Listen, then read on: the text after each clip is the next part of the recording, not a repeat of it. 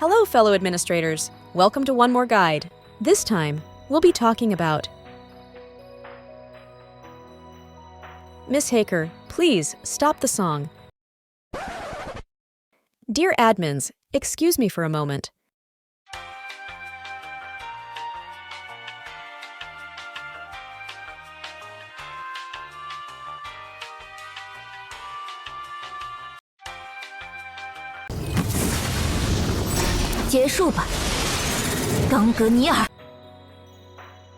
This was very refreshing.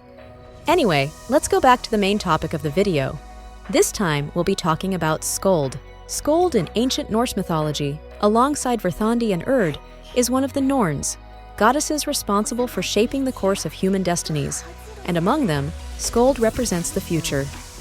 In Aether Gazer, she's one of the Yggdrasil units and the first unit to use the blank element. She was released as our 3rd anniversary unit and already surpassed all charts. Now, let's work. When we talk about Skuld, besides being called by her fans as the ultimate wife, she's also officially the current strongest and cheapest unit of the game. The main reason is because she can be used in all elements, in all roles, and through this guide, you'll be able to understand her kit and decide which role you want to use her.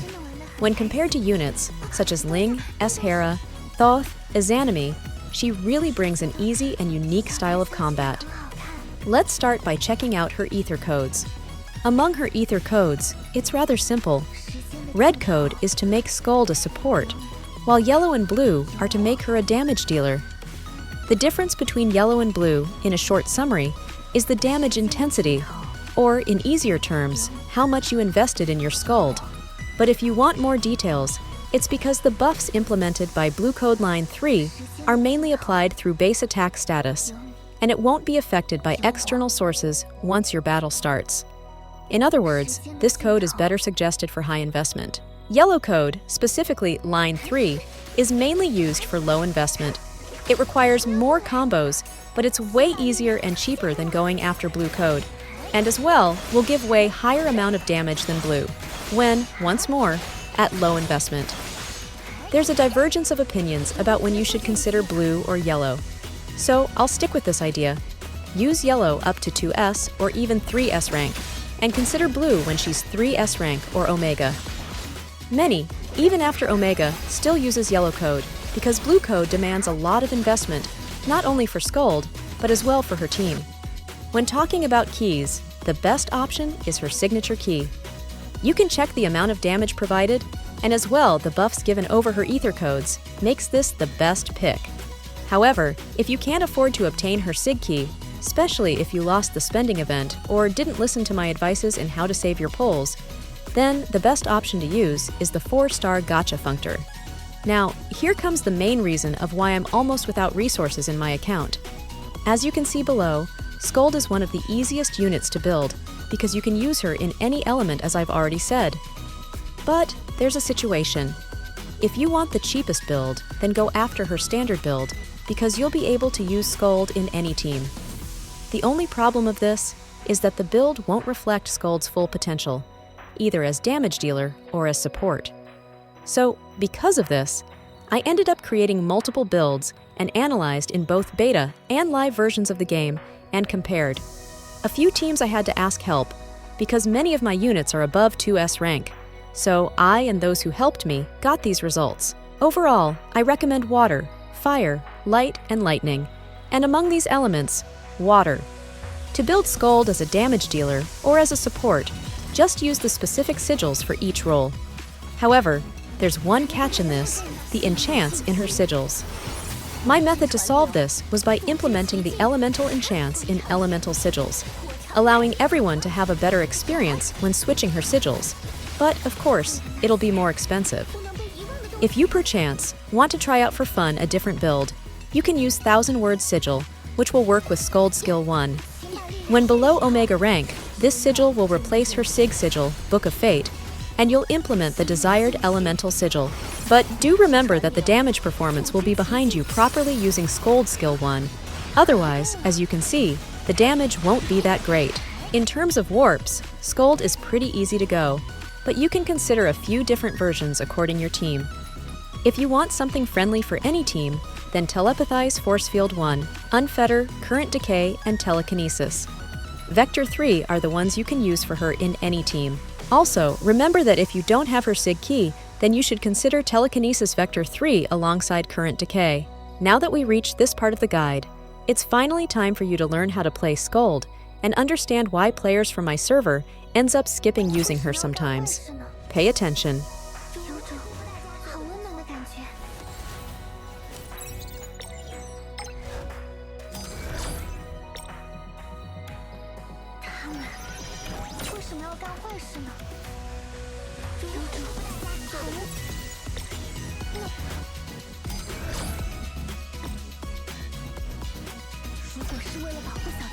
As you can see, the selection method of Skuld's element is completely similar to a Gacha.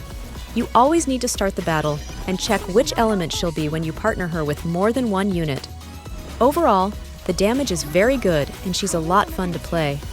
Now let me explain the other parts of her unique UI. If you don't plan to manual play as Skuld or use her as a support, then you can jump to the next part. Now, if you want to understand her mechanic and play as her, let's go. The whole HUD above her HP bar is the core structure of Skuld. You can see that on the middle is the icon of Dark Element. This is where all elemental icons appears. On the right side, you can see the head of Skuld's avatar. Whenever the gauge is full, you'll see a golden wave. On the middle, below the elemental icon, there's the gauge of skill 3. When the gauge is full, it'll have a faint golden glow. On the left side, skill 2 gauge, and when it's full, the whole spear will have a pink glow. Basic attack, skill 2 and 3 have a sequence of 4 hits. You can perform an extra hit pressing them, or only basic attack.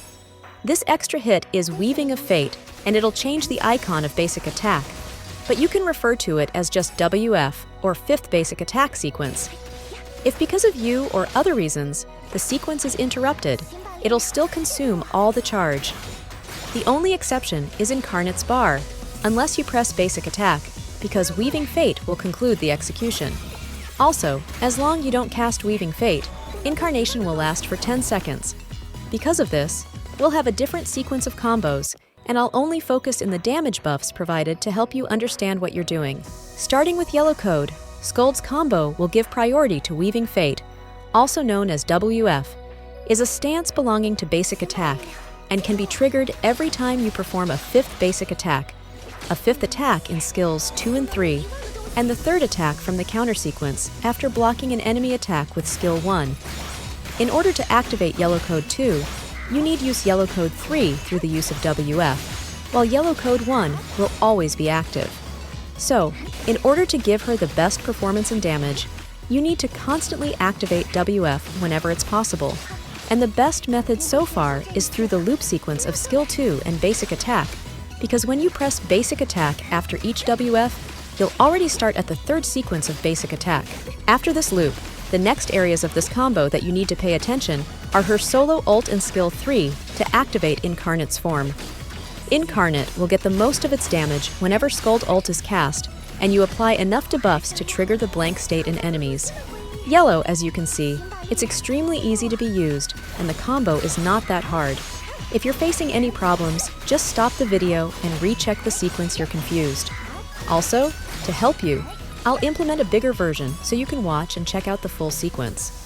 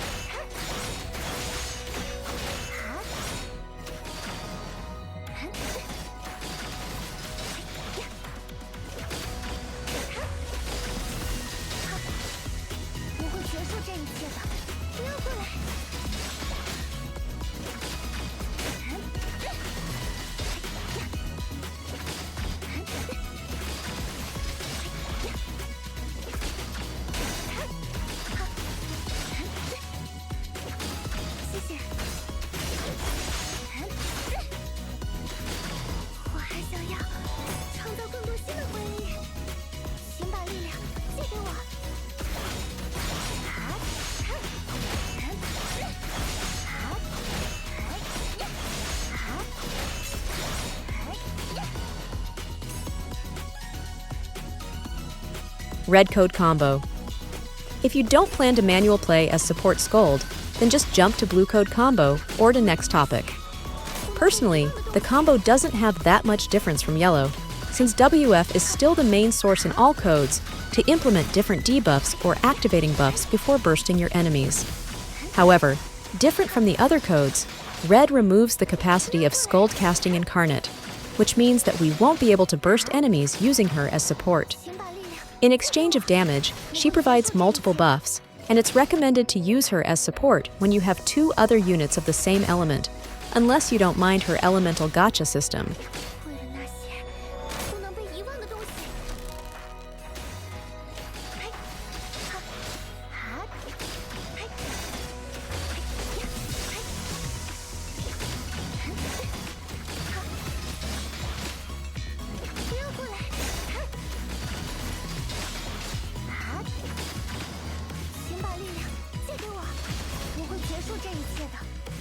Blue Code Combo.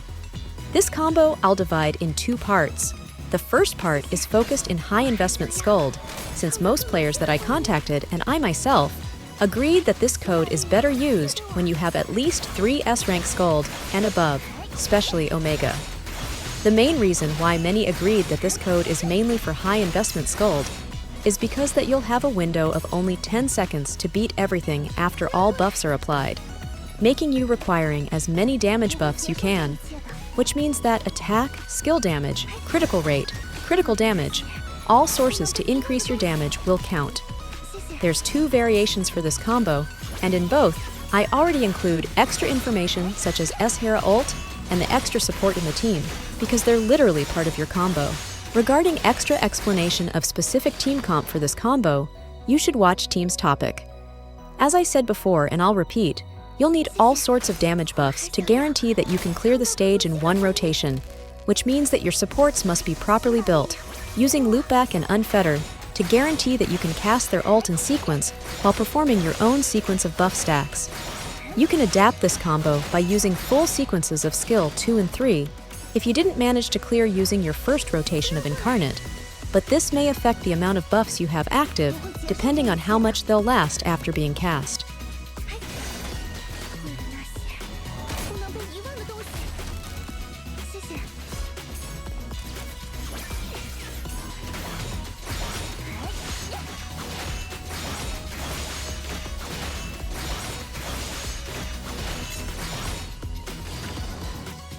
The second part consists of low investment and still trying to make use of Blue Code. You'll still use the previous combo, at least when you start the battle, but this time, you'll stick with a different sequence as an attempt to make a loop of dealing damage, while at the same time keep charging Incarnate to use as much as possible. However, as I said before, don't expect overpowered levels of damage, but it'll be enough to help you clear stages like Iteration Check 8, even at 2 S rank without that many headaches. The only major point of headaches regarding Skuld is if you try to build her from multiple elements. Otherwise, just stick with one and you'll be good. She can safely carry your teams as a damage dealer even at low levels of investment. Also, this combo sequence was made in an attempt to make use of Blue Code even at low amounts of investment, but you can try any of these combos with different ether codes. This just shows how versatile Skuld is.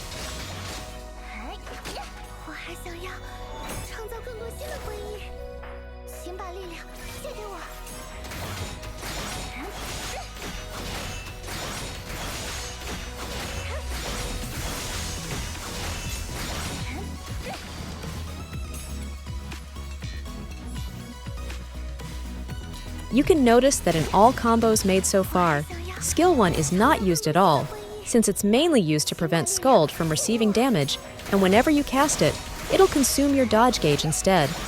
In case you're curious if we can make use of this skill, no worries, jump to the last sequence of combos, where you'll use word Sigil.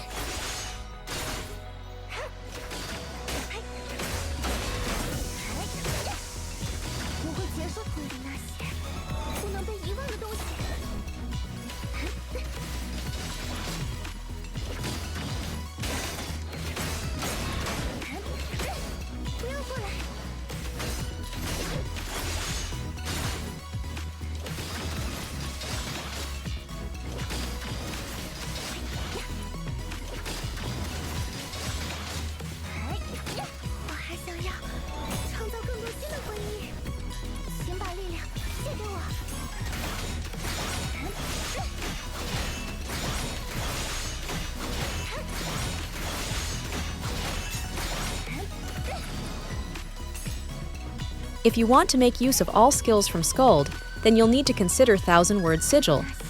Despite being of a niche build, the combo structure gives towards the player a lot of buffs once you combine the effects obtained through ether codes and the Sigil.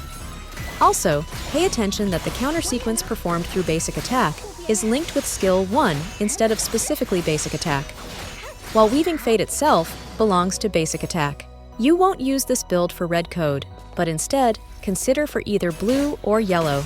Use full sequence of skills 2 and 3 in order to consume the time of 0 time being active. Besides, the buff duration is nearly the same as blue code line 1 after casting WF, which means that you need to be fast. After this first sequence, and you're still in battle, just consider to take either the extended combo of yellow or blue, but adapt by including skill 1 and holding WF. In skill upgrade and elemental enhancement, pick according your interest, since Skuld so far is the cheapest unit. Now, let's work over her teams. This part of teams, I ended up rushing after seeing that my guide was about to reach 20 minutes of explanation, so I ended up using general builds in bunch of characters, and others I used specific builds to save you time. For more builds, I'll need to make the specific guide for each unit, and as well make a different video for specific strategies that can be used in each situation for your teams.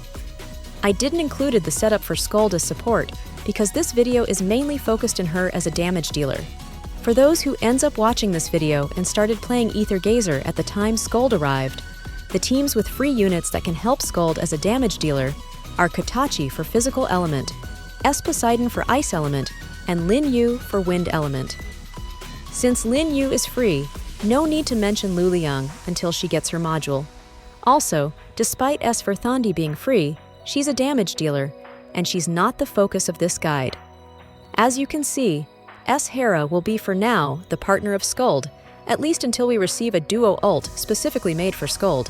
Another friendly reminder: always consider, whenever you can, to use 2 units of same element when playing with Skuld, to avoid the headaches from the elemental gacha system. Remember, Skuld is a unit to fill the holes of your account until you get specific elemental units. To use Skuld as a support, just pick red code and check again the list of sigils in the sigils build that she can use. I also shared a list of skills that you should focus upgrading in case you need.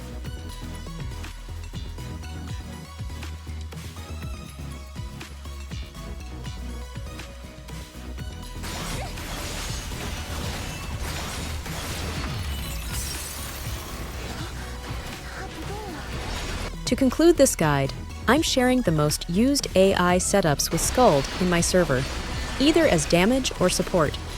I wanted to dive more into this part, but again, I don't have enough time anymore in this video. Maybe I'll just make a specific guide for AI setup later. It's been a while since I made a guide for a character. I guess that it wasn't that bad after all coming back. So, if you watched up to this part, please join in the polls that I made. Help me decide my next character guide. Also, if you need help or want to ask anything, please ask through the comments. That's all for now, dear administrators. I hope to see you in the next guide. Until next time.